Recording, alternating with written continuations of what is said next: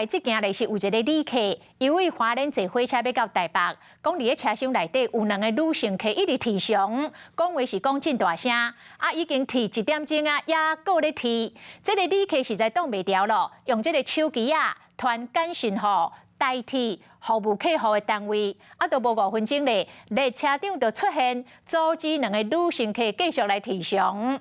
民众是学了代替的服务真快速。5月连假，袂少乡亲坐代替出去佚佗，也是转去故乡。要过车厢内难免有状况。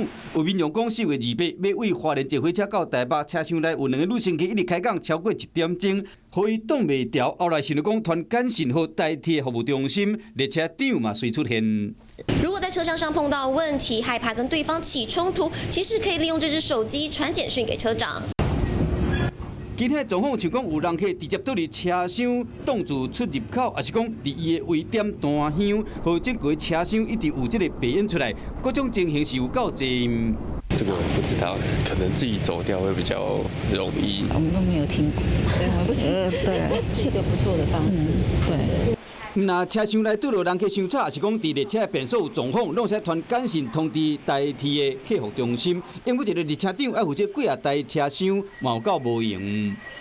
有叫你按的时候，就常常接起来都是没有回应的，但是我们还是要走过去看一下，大概2、3通吧。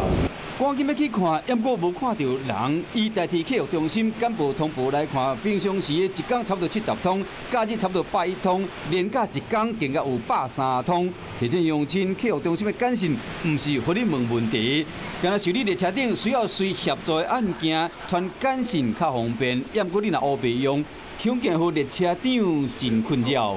嗨，我是庄宇杰，想要看到更多的新闻内容吗？赶快订阅华视新闻的 YouTube 频道，并且开启小铃铛，跟着宇杰一起看新闻吧。